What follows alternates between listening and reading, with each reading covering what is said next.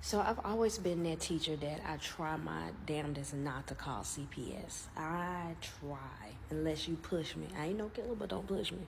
But unless you push me, being too late, I'm gonna have to call. But this one time, it was an accident up the street from the school, and it knocked out all of the power. Like the whole street was out, and we started calling parents at like 2 o'clock. Hey, we're going to be able to pick up everybody for after school, but they have to be picked up early. Our power is knocked out. We can't stay long because it's cold. It was like December. Yeah, it was like December-ish, like right before their Christmas break. And we was like, it's cold, so they have to be picked up early. We're calling parents. We got 3 kids left.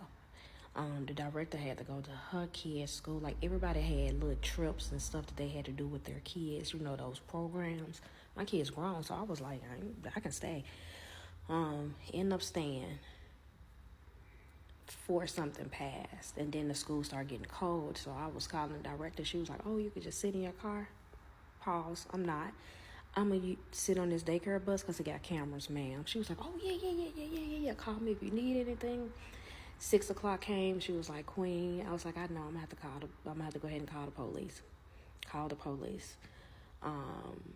Well, I waited till like 6:10 to call because then the school is closed. Even though we've been calling since 2 o'clock, 6 o'clock the school is closed. So calling mom, calling dad, I'm calling everybody. Dad's phone is going straight to voicemail because I knew that he worked for an airline, so a lot of time his phone was off.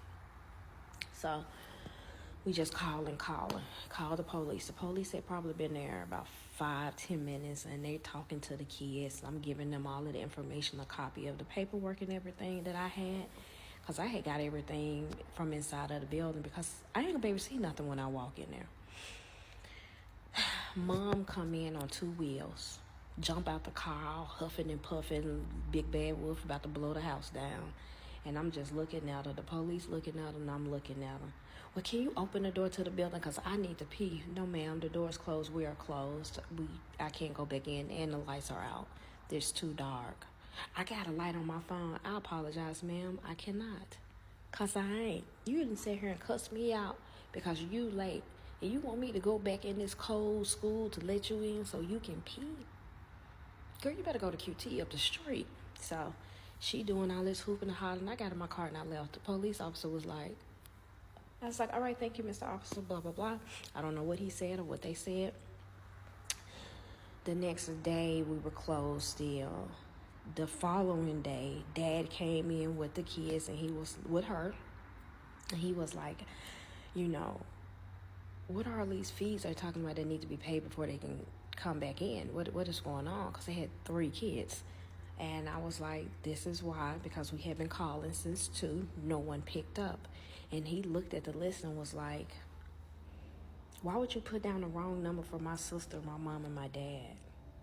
And she was like, oh, I just was putting stuff down. And he was like, why you didn't answer the phone? Well, I was at home asleep. He said, no, you wasn't. I looked at the camera. Nobody was at the house. He asked her 3 times. On that 4th time, she finally told him she was with another dude. She was at the hotel and she was asleep.